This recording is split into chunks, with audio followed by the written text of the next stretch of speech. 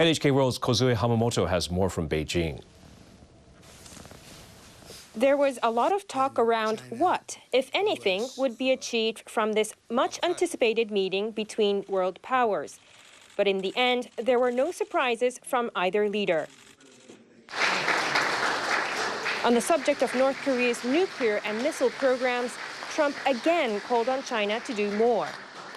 The entire civilized world must unite to confront the North Korean menace. We discussed our mutual commitment to the complete denuclearization of North Korea. For his part, Xi reiterated China's official stance. We once again pledged to denuclearize the Korean Peninsula and put our unwavering efforts into maintaining the international non-proliferation framework. Both of our countries will continue to strictly enforce UN Security Council resolutions and seek a solution to the nuclear issue through dialogue. North Korea has fired off a barrage of missiles this year, although none in almost 2 months. It also conducted its 6th and most powerful nuclear test in September. The Trump administration wants Beijing to squeeze Pyongyang further economically. On the issue of trade, both leaders boasted about deals signed during the visit. During President Trump's visit, both countries have signed business and investment deals that total over $250 billion. On top of that, China has announced measures to expand access to our markets based on our own timetable and roadmap. There was one unexpected moment, a shift in tone from Trump over the trade imbalance with China. While he criticized the gap, he put the blame squarely on his own country's policies, not China. Standing next to Xi, he called for a change to the status quo. We want a vibrant trade relationship with China. We also want a fair and reciprocal one. Today, I discussed with President Xi the chronic imbalance in our relationship as it pertains to trade and the concrete steps that we'll jointly take to solve the problem of the massive trade distortion.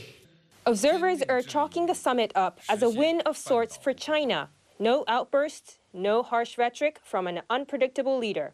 Instead, pledges to work together to settle differences. Trump has one more night in Beijing before his next stop on his Asia tour, Vietnam on Friday. Kozue Hamamoto, NHK World, Beijing. Meanwhile, Trump has repeatedly slammed North Korea on his Asia tour, but almost 8 weeks have passed since the North's last missile test.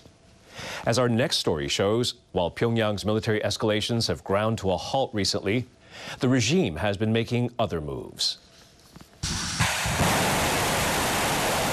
Pyongyang made its last physical provocation in mid-September. It launched a ballistic missile over Japan. 구람 없이 전진하는 주체 조선의 기상인 양 장엄한 폭음으로 온 행성을 뒤흔들며 장공 높이 치솟아 올랐습니다. The missile flew an estimated 3,700 kilometers. That put the U.S. territory of Guam within range. Then North Korea stopped its provocative actions. Washington has put Pyongyang under growing military pressure. The U.S. Navy sent 3 aircraft carriers to the region. The Air Force sent a B-1 bomber and F-35 fighters to South Korea. U.S. leaders also took a firmer tone in their language. North Korea should harbor no illusions. If it remains on its current path of ballistic missiles and atomic bombs, it will be counterproductive in effect. The DPRK will be reducing its own security. Meanwhile, Pyongyang has tried to closen its relations with Russia. A senior official from its foreign ministry visited Moscow for talks about the situation on the Korean peninsula. North Korea's ultimate goal is to achieve a balance of power with the U.S. By doing so, our country can deter any provocations by them. The U.S. and other concerned nations are keeping a close eye on North Korea in case it takes military action. And they're trying to figure out what's next. Earlier, NHK World's Kyoko Tashiro asked an expert on North Korea's nuclear development for his insight on why the regime seems to be laying low. I don't think Pyongyang's silence means it is preparing an eye-opening good news. I think North Korea stays quiet for two reasons. First, its leader Kim Jong-un needs some time to take a break and take care of people's lives, which has been devastated by the increasingly tough economic sanction. Recently, Kim Jong-un spent much time to visit manufacturing companies like a socks factory and a cosmetics factory in Pyongyang, emphasizing economic self-reliance. Second, North Korea probably is preparing another nuclear test or a missile launch, still expecting the U.S. to recognize it as a real nuclear weapon state.